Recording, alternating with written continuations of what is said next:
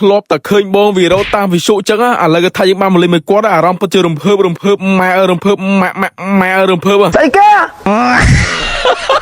ហើយសំខាន់គឺថាបងវីរ៉ូក៏បានចោទខ្ញុំថាខ្ញុំប្ររុនកូពីទៀតខ្ញុំប្ររុនសេនមើលហើយសេនឡើងប៉ុនកដៃនេះលើអត់នៅអត់និយាយជាមួយយ៉ាងអត់អីទេផ្កាយប្រនេះ fake ប្ររុនរៃ copy ប្ររុនរៃ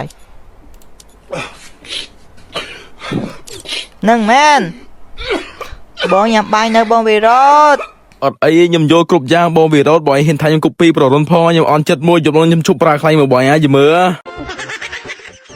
ថ្ងៃហ្នឹងគឺថាម៉ាស្គីពិតជាមានកិត្តិយសខ្លាំងមែនតើតែបានមកលេងរ៉េងមួយបងវីរ៉ូចឹងបងវីរ៉ូក៏ជួយអូរ៉េងម៉ាស្គីចឹងដោយសាររ៉េងម៉ាស្គីតូចពេកចាំមើលតែបានលេងមួយបងវីរ៉ូប៉ុណ្ណារ៉េងម៉ាស្គីដល់ឡើង Grand Master ប៉ុនកោដៃមកចាំមើលហើយអ្នកនេះបើចង់លេងម៉ាស្គីក៏ដូចជាលេងបងវីរ៉ូលេងច្រឡែងអីផ្លែយកពេជ្រយក VIP អ្នកនេះចូលក្រុម Telegram បានម៉ាស្គីដាក់លេងខាងក្រោមកំប៉ុណ្ណឹងចូលម្នាក់មួយមកហើយមួយទៀតបើគ្នាចង់ដាក់ពេជ្រ game មិនថា Free Fire ឬ Mobile អ្នកនេះដាក់បាននៅខាង Net Online Store អ្នកនេះឈ្មោះពេជ្របើគាត់ក៏ដូចជាលេងផ្សេងនៅខាងក្រោមកំប៉ុណ្ណឹងអាចទៅខាងគាត់បាននិយាយទៅម៉ាស្គីគ្រាន់បានលេងបងវីរ៉ូក៏ថាបាញ់សាហាវដែរចាំមើលនេះលៀសុតមួយចុច